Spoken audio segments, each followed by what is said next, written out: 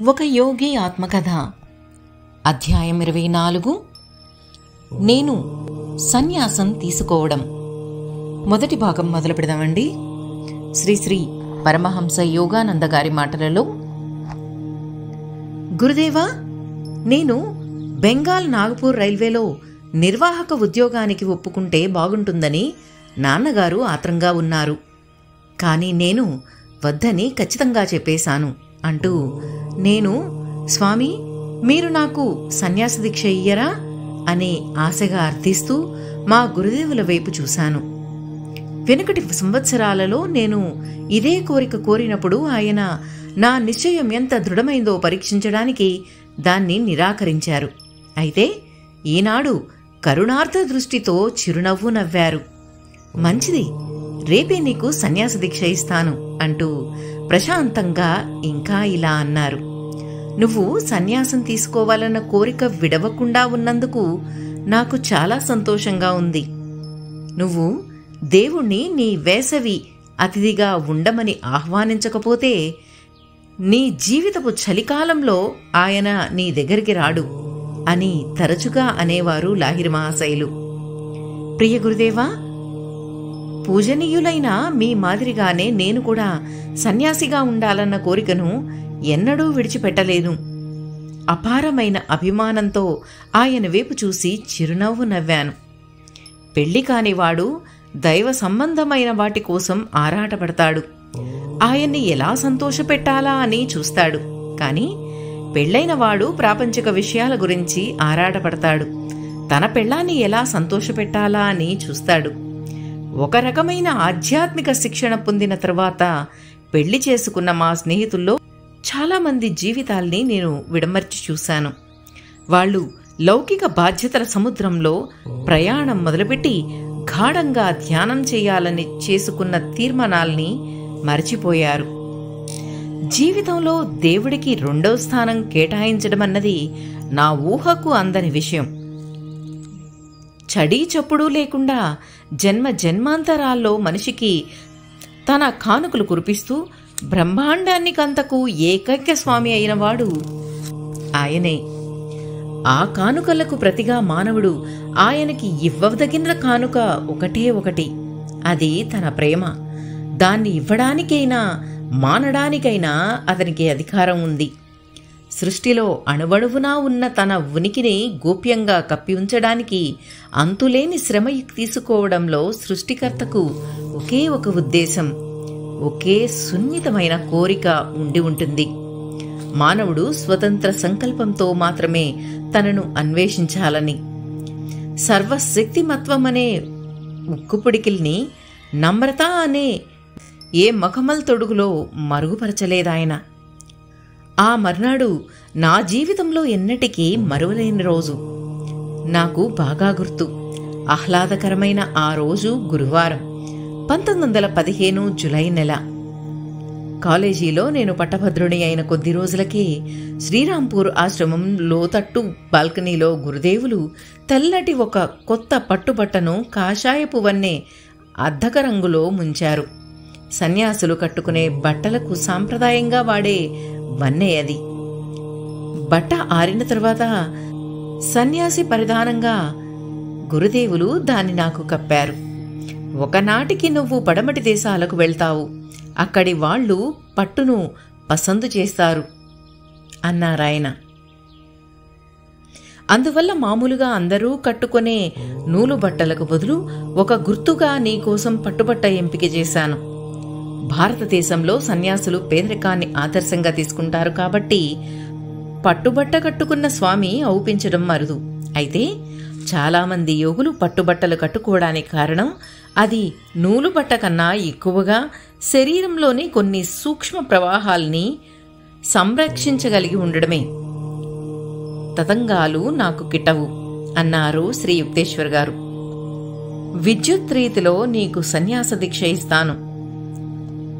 వివిదిష అనే సాంగోపాంగ సన్యాస దీక్షలో అగ్నికార్యం కూడా ఒకటి ఉంటుంది. ఈ ప్రక్రియలో ప్రతీకాత్మకంగా అంత్యక్రియలు జరుగుతాయి. శిష్యుడి భౌతిక కాయం మరణించినట్టు దాన్ని జ్ఞానజ్వాలలో దహనం చేసినట్టు పరిగణిస్తారు. కొత్తగా దీక్ష ఇచ్చిన సన్యాసికి ఒక మంత్రం ఉపదేశిస్తారు. ఉదాహరణకు, ఈ ఆత్మ బ్రహ్మ అని కాని, నువ్వే అది అని కాని, ఆయనే నేను అని కాని. అయితే శ్రీ యుక్తేశ్వర్ గారు నిరాడంబరతా ప్రియులు కనుక లాంఛనప్రాయమైన కర్మకాండల్ని కట్టిపెట్టి నన్నొక కొత్త పేరు ఎన్నుకోమని మాత్రమే అన్నారు. నీకు నువ్వే ఎన్నిక చేసుకునే హక్కు ఇస్తాను అన్నారు చిన్నగా నవ్వుతూ. యోగానంద అని చెప్పాను. ఒక్క క్షణం ఆలోచించి, ఈ పేరుకు అర్థం యోగం ద్వారా పొందే ఆనందం అని. తదాస్తు.